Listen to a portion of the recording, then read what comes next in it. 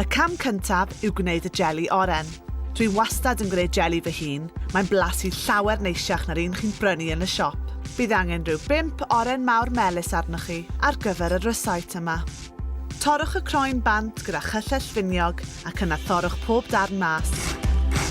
Blitiwch y lan mewn jwg gyda chymysgyd llaw a rhowch e mewn I sosban ar fflam isel. Tra bod yr oren yn twymo, mae angen socian 8 deilen gelatin mewn dŵr oer. Unwaith bod yr oren bron a chyrraedd pwynt berw, trowch y gres bant ac ychwanegwch y gelatin, gan wneud yn siŵr bod chi'n gwasgu'r dŵr mas ohonyn nhw gyntaf.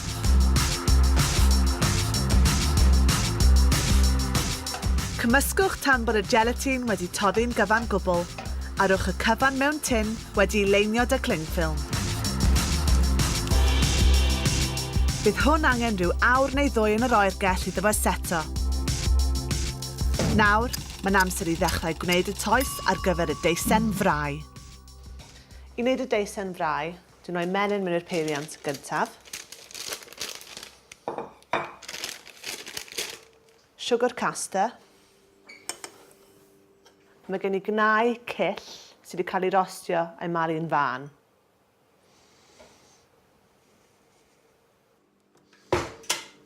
Dwi'n cyfuno'r einan gyntaf ac yna roi'r fflwr mewn.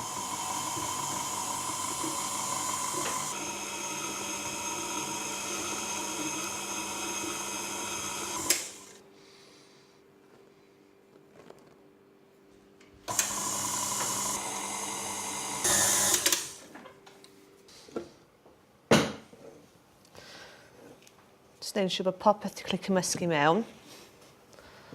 Yna, na roi fe'n syth mewn i'r tin dwi am ei bobi ynddo. Mae'r tin yma yn union yr un maint a'r tin mae'r jeli ynddo, gan y byddai'n rhoi y jeli ar ben y deisen frau ar ôl iddo gael ei gylginio. Defnyddiwch eich dwylo a jyst gwasgwch y lawr. Gwthiwch e mewn I bob gornel.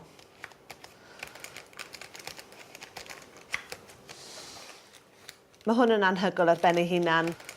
Be byswn ni'n neud os ni jyst moyn creu bisgedi bach allan hwn yw lapio fe mewn clingffilm a rolio fe mewn I siap selsig. Rhoi fe'n y oergell I cyledu chydig ac yna torri fe mewn I darnau fach a pobi fe fel yna. Ond dwi'n defnyddio fe tro yma fel rhan o rhywbeth lot fwy special.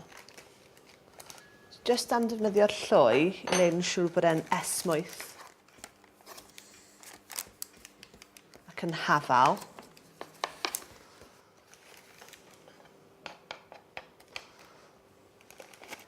Yna dwi'n mynd I pricio fe efo fforc. Ac I mewn i'r ffwrn.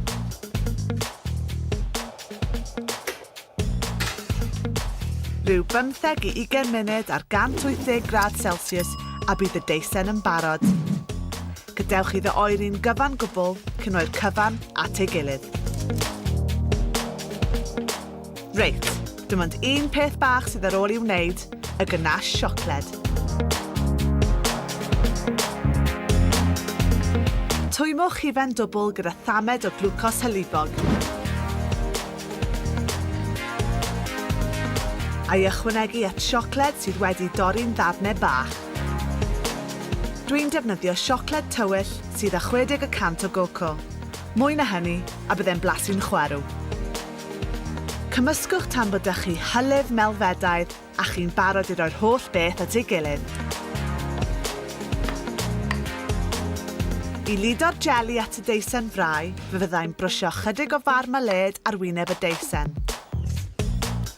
Trowch y jeli mas yn ofalus a'i wthio lawr yn ysgafn tan bod y ddau'n glynu at ei gilydd. Arllwyswch y siocled ar ben y jeli ac yna mae'n barod I fynd i'r oergell. Rhyw hanner awr wedyn, mae'n barod i'w dorri mewn I ddarnau bach. Lush!